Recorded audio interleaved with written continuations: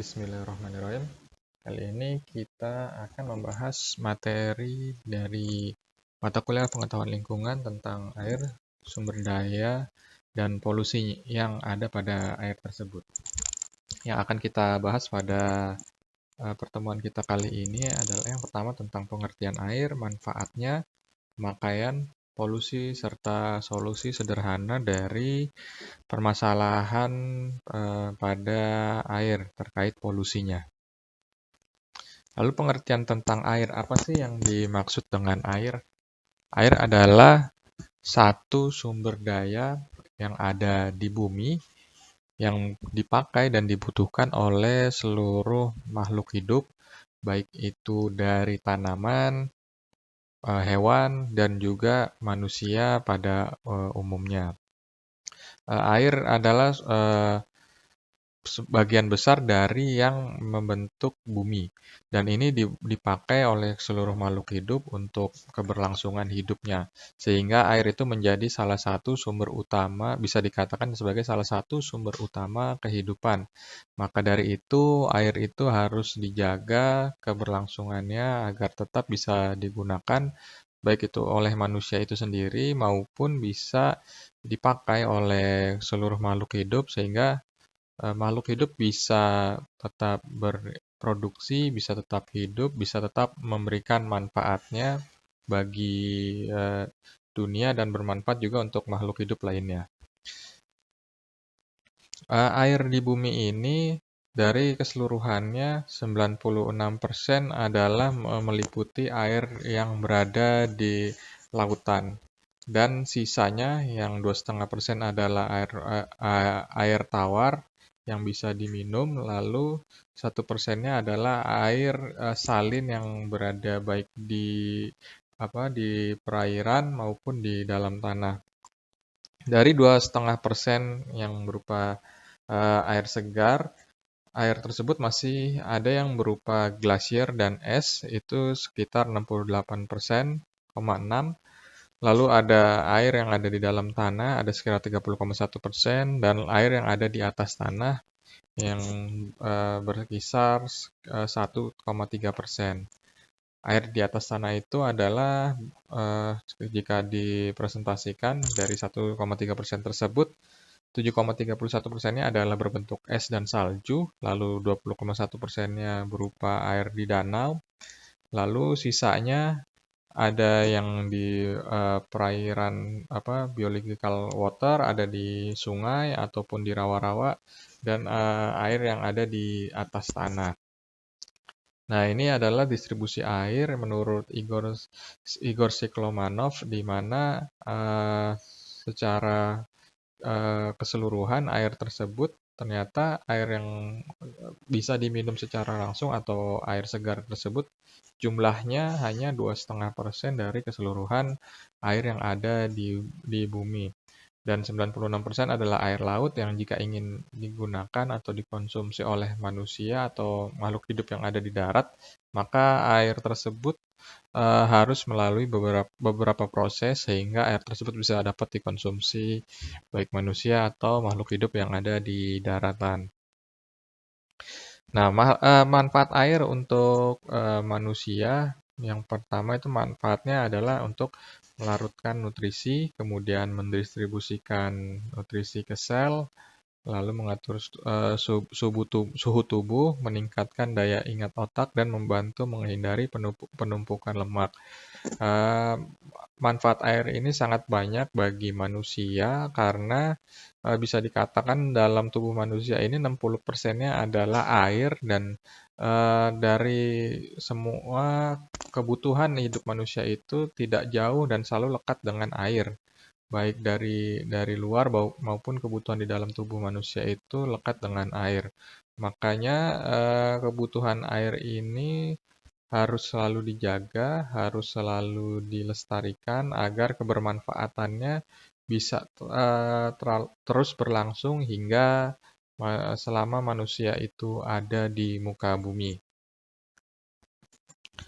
Penggunaan air secara umum di dunia itu terbagi menjadi 3. Yang pertama dipakai untuk kebutuhan umum, lalu dipakai untuk kebutuhan perumahan, dan juga yang besar lagi adalah digunakan sebagai kebutuhan industri yang dipakai baik itu di pabrik, di gedung-gedung maupun di institusi-institusi yang ada.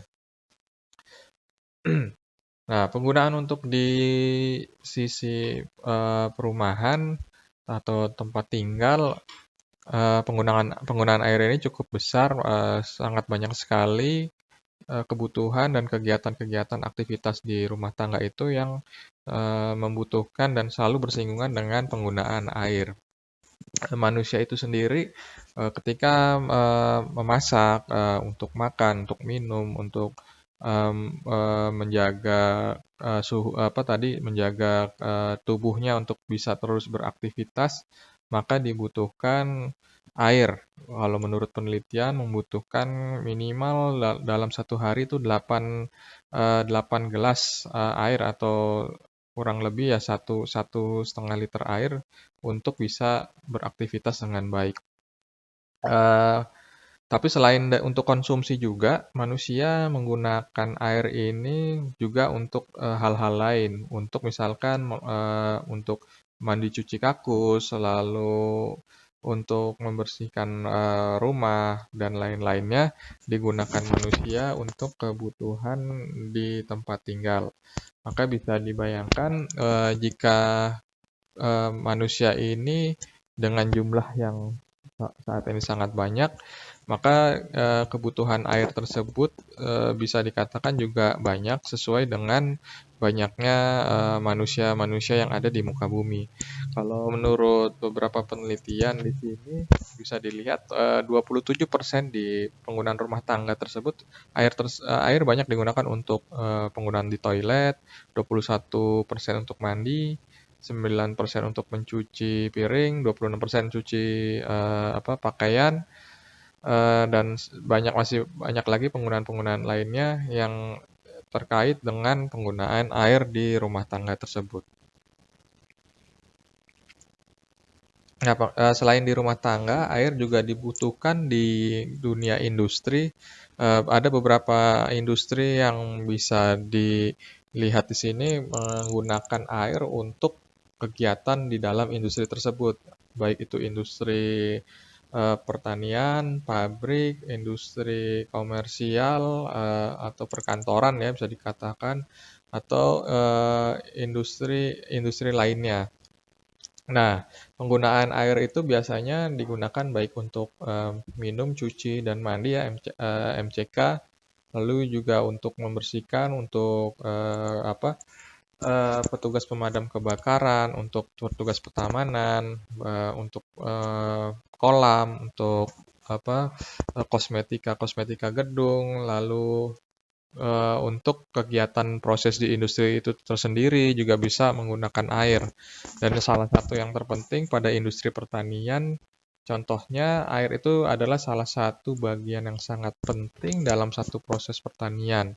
Karena tanpa air tersebut, maka pertanian itu tidak dapat secara optimal, atau bahkan bisa dikatakan tidak dapat berjalan karena air itu digunakan untuk melakukan irigasi untuk menumbuhkan tanaman agar tanaman tersebut bisa tumbuh dengan baik. Nah, selain penggunaan dari rumah tangga dan industri, air ini juga banyak saat ini dikembangkan sebagai salah satu sumber untuk pembangkit listrik. Di beberapa tempat di Indonesia dikembangkan satu teknologi bernama mikrohidro atau mikrohidro, di mana mikrohidro ini menggunakan tenaga dari aliran-aliran di saluran air kecil yang tidak terlalu besar tapi kecil, tapi dia memiliki tenaga yang cukup untuk menggerakkan kincir air, sehingga kincir air tersebut nanti bisa menggerakkan dinamo, dan dinamo-dinamo yang ditempatkan di mikrohidro tersebut bisa membangkitkan tenaga listrik yang mungkin cukup bisa digunakan untuk beberapa rumah. atau beberapa perangkat menjadi pembangkit listrik kecil mikrohidro. Kenapa disebut mikro? Karena ditempatkan pada aliran-aliran air yang tidak begitu deras, tapi cukup tenaganya dapat membangkitkan listrik untuk beberapa kepala keluarga misalkan.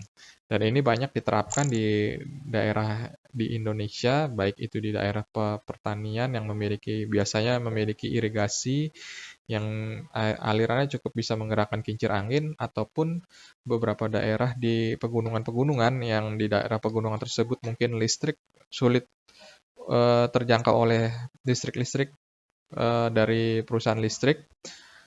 Tapi di daerah pegunungan tersebut terdapat beberapa aliran sungai atau aliran air yang cukup bisa menggerakkan kincir angin dan menggerakkan dinamo. Sehingga dibuatlah sebuah sistem mikrohidro di daerah pegunungan tersebut.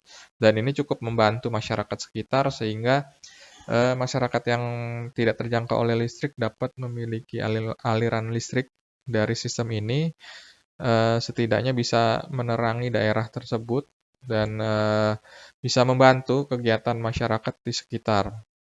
Biasanya sih mikrohidro ini banyak di daerah pertanian sehingga selain berguna untuk masyarakat juga membantu para petani untuk melakukan proses pada pertanian.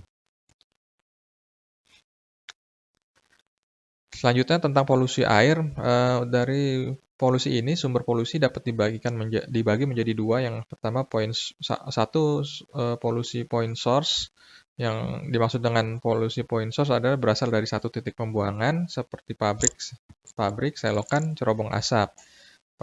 Polusi ini mudah diidentifikasi karena sumber pencemarannya berasal dari satu tempat saja.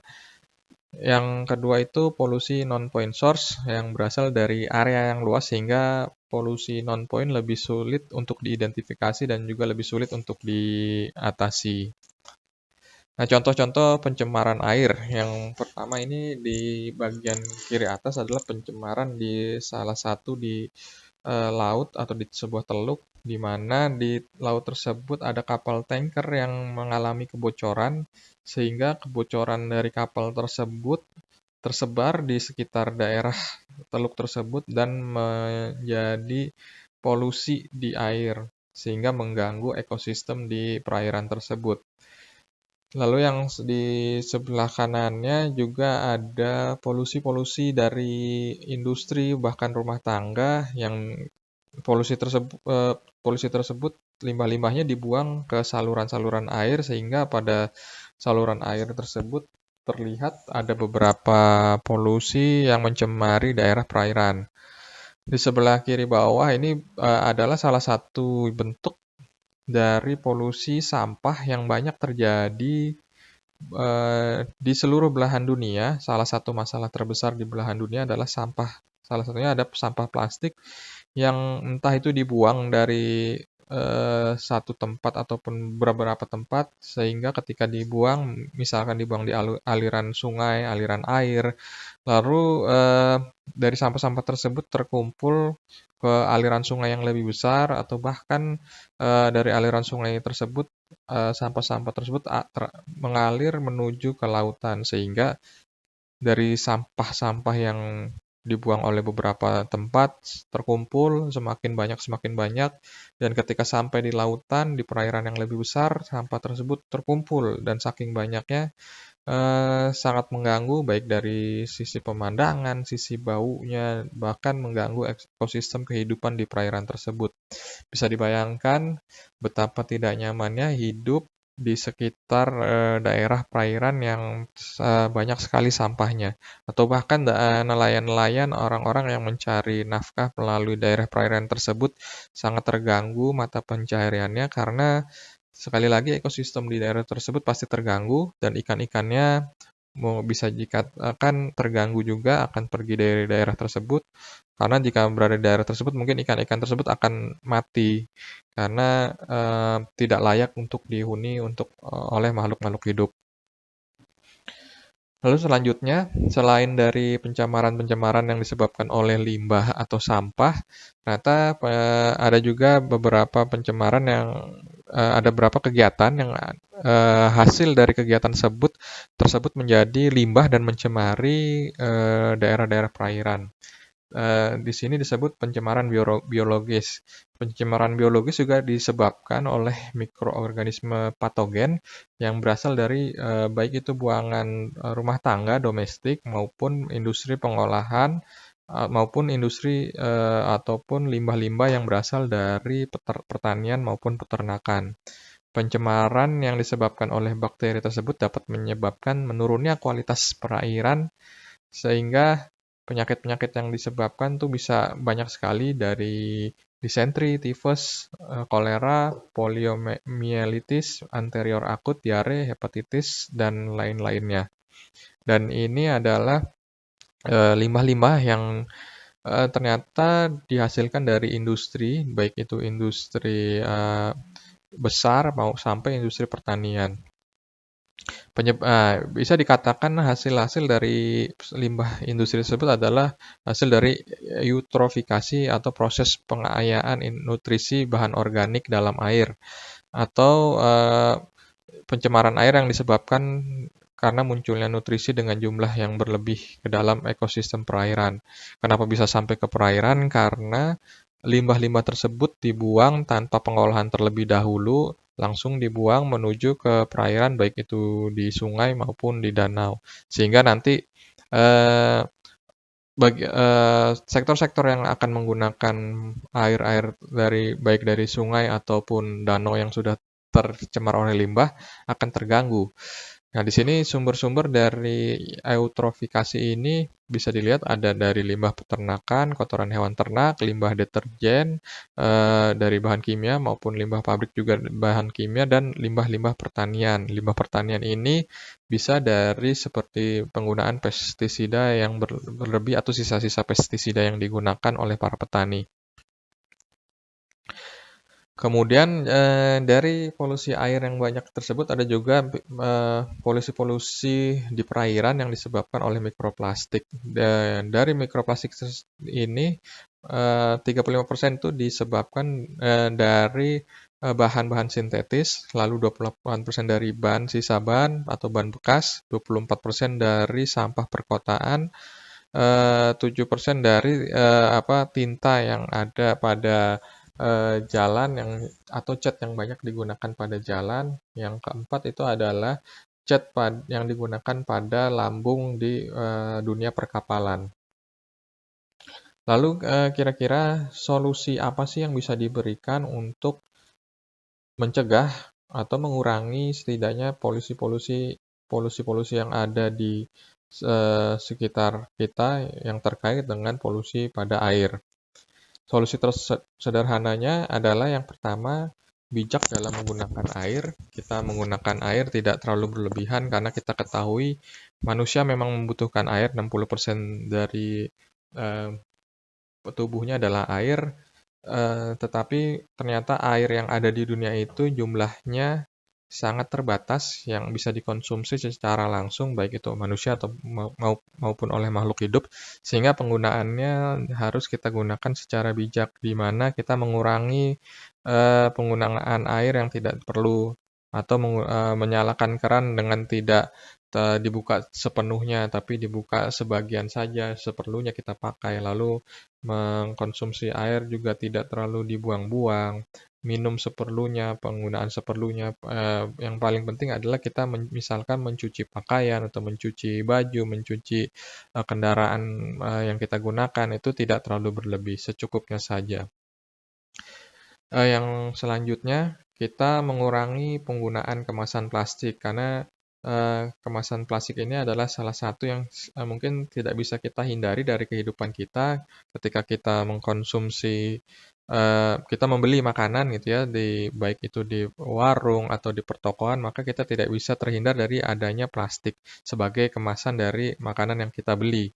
Makanya untuk kita bisa mengurangi kemasan plastik ini, minimal kita mengurangi pembelian dari makanan-makanan yang menggunakan kemasan plastik.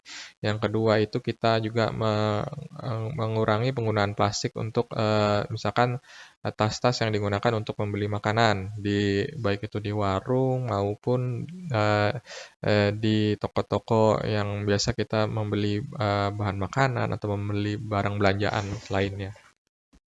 Lalu kita menggunakan bahan kimia yang ramah lingkungan. Bahan kimia ini juga satu bagian yang tidak bisa kita hindari. Kita menggunakan misalkan sabun, deterjen, sampo, bahan-bahan kosmetika, lalu untuk perangkat peralatan di rumah tangga, banyak sekali mengandung bahan-bahan kimia yang berbahaya. Nah, untuk mengurangi polusi agar tidak terjadi polusi pada air, maka kita dengan bijak menggunakan bahan kimia yang ramah lingkungan. Kita mulai mencari penggunaan dari entah itu kosmetik ataupun bahan-bahan kimia yang digunakan untuk membersihkan rumah tangga dengan bahan kimia yang ramah lingkungan. Sehingga ketika bahan kimia tersebut terbuang, dibuang ke saluran air ataupun dibuang ke tempat sampah, tidak akan mengganggu lingkungan di sekitarnya. Lalu menerapkan 3R untuk sampah-sampah dengan bahan yang sulit diurai. 3R ini adalah reduce, reuse, recycle. Yang pertama kita tadi mengurangi penggunaan kemasan-kemasan yang akan menyebabkan sampah. Lalu kita menggunakan kembali bahan-bahan yang sulit diurai, sehingga sebelum kita buang sampah menjadi sampah, contohnya misalkan botol plastik, sebelum kita buang botol tersebut, kalau bisa kita gunakan kembali botol tersebut misalkan untuk wadah untuk pot, sebagai pot untuk tanaman, ataupun menjadi satu bagian dari eco-brick, di mana mengumpulkan sampah di dalam botol, sampah-sampah plastik tersebut akan terbentuk menjadi eco-brick yang bisa digunakan untuk bahan-bahan lainnya.